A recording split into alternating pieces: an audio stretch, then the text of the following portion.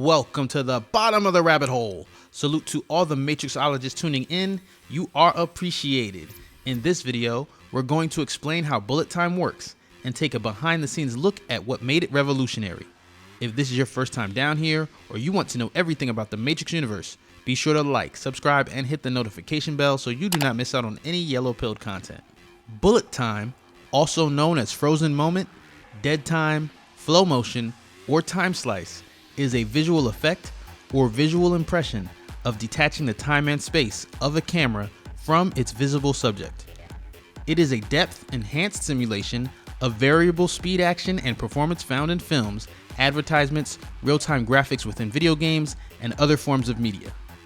It is characterized both by its extreme transformation of time and space, slow enough to show normally imperceptible and unfilmable events such as flying bullets, by way of the ability of the camera angle to move around the scene at a normal speed while events are slowed down. This is almost impossible with conventional slow motion, as the physical camera would have to move implausibly fast.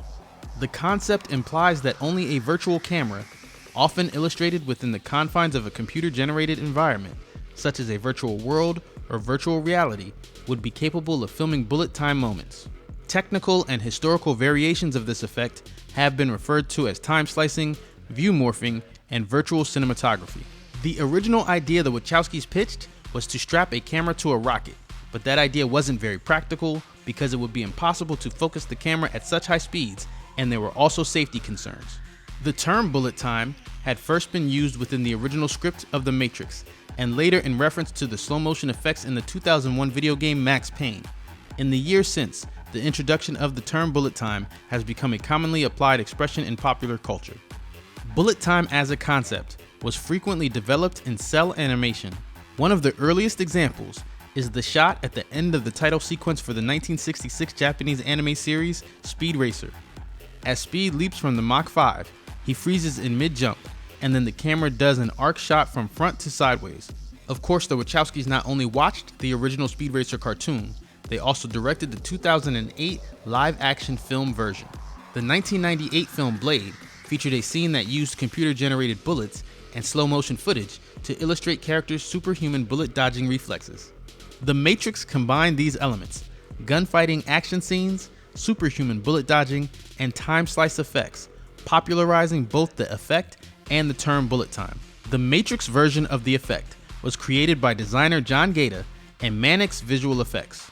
There were visual effects companies in Sydney and in the United States. Mannix was the main company out of San Francisco, and Mannix handled most of the bullet time effects. Building the bullet time prototype was the very first thing they started doing in 1996. There were virtual backgrounds, which were ways of literally photographing the real world with still cameras, then extracting from the stills both shape and texture, and then making a 3D CG constructed model out of that. Once it was reconstructed, you could move your virtual CG camera around anywhere in that set. It is used to basically put together backgrounds for shots you could never conceive if you shot it with a camera. If you had done this with a camera, you'd have seen camera tracks, rails, rigs, and crew members.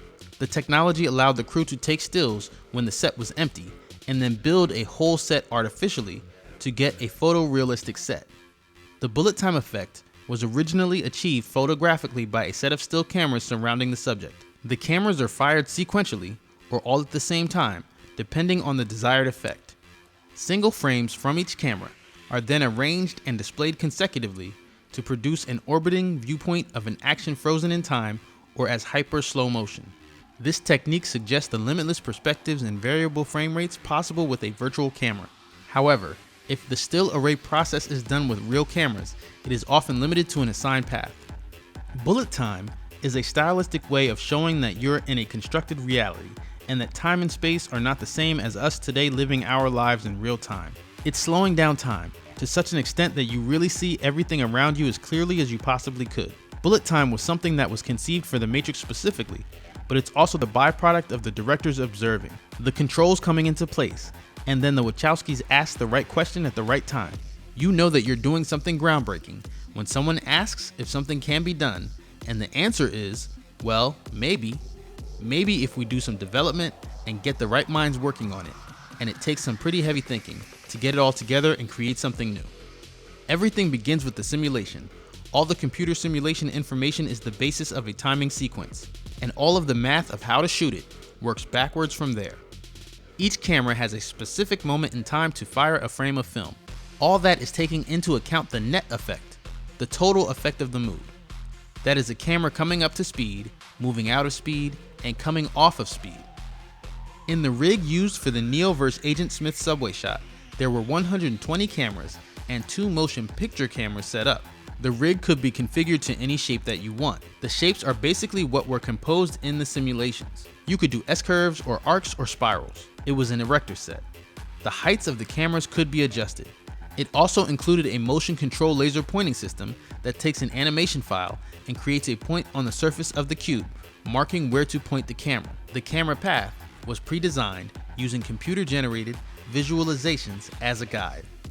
Cameras were arranged behind a green or blue screen on a track and aligned through the laser targeting system, forming a complex curve through space. The cameras were then triggered at extremely close intervals so the action continued to unfold in extreme slow motion while the viewpoint moved. You could choose to capture the whole event in the time that it takes to go around the object, or choose to capture only a brief moment. And that is how they would determine what frame rate the cameras would eventually use. You could shoot the same exact stunt several times over, creating a simulation of 100 frames per second, 500 frames a second, 2000 frames a second, all with the same camera moving at the same speed and time. You could go forward in motion with the camera and forward in time with the event, but then you could also choose to stop the camera abruptly, start moving backwards against itself while the action continues to move forward. Interpolation is the creation of frames digitally that are the byproduct of real frames. By analyzing real frames, they then created new frames of moments in between the captured frames to make moves longer or stretch them out, or do time compression effects without losing image integrity. Interpolation effects, digital compositing, and computer-generated virtual scenery were used to improve the smoothness of the camera motion. Rigs of still cameras were set up in patterns determined by simulations and then shot either simultaneously or sequentially. Additionally, the individual frames were scanned for computer processing. Using sophisticated interpolation software, extra frames could be inserted to slow down the action further and improve the fluidity of the movement, especially the frame rate of the images. Frames could also be dropped to speed up the action. This approach provides greater flexibility than a purely photographic one. The same effect can also be simulated using pure CGI, motion capture, and other approaches. There's a lot of work that goes into the art form of interpolation. Early on, the studio wanted to cut out the helicopter crash scene. The helicopter crash was incredibly complex and visually intense, but the Wachowskis were passionate about the whole sequence, and eventually the studio agreed. The combination of miniatures, with live action, with stunts, and with CGI all contributed to making it a very big sequence to produce. The Wachowskis were very specific in wanting the glass to explode in an ever-expanding circle. In order to actually figure out how to make the glass do that, and figure out what glass to use and what explosives to use, took 3 months of research. The research resulted in concentric rings put behind the glass with pyro charges that were triggered to a specific timing. They built a 25-foot square glass wall to scale of the building windows, built a quarter-scale helicopter with its blades that was mounted to a large crane arm. Bullet time evolved further through the Matrix trilogy with the introduction of high-definition computer-generated approaches like virtual cinematography and universal capture. Universal capture, a machine vision-guided system, was the first ever motion picture deployment of an array of high-definition cameras focused on a common human subject, in this case Neo, in order to create volumetric photography.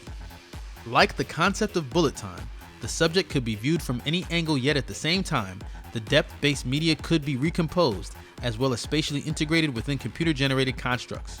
It moved past a visual concept of a virtual camera to becoming an actual virtual camera.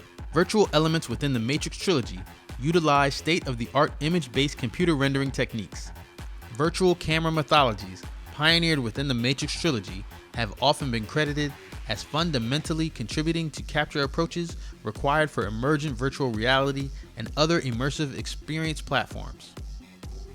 Bullet time was as revolutionary as when cameras came off sticks and went to crane. When they came off the cranes and went to Steadicams. We're talking about cameras that are now broken from the subject matter, that are virtual. So that's what started the next phase, and what Bullet Time introduced into cinematography. Be sure to support the channel by ordering your Matrix University gear at our Teespring shop. If you appreciate this kind of yellow-pilled content, be sure to share it on other platforms like Facebook, Reddit, Twitter, and remember, as one realizes that one is a dream figure in another person's dream, that is self-awareness.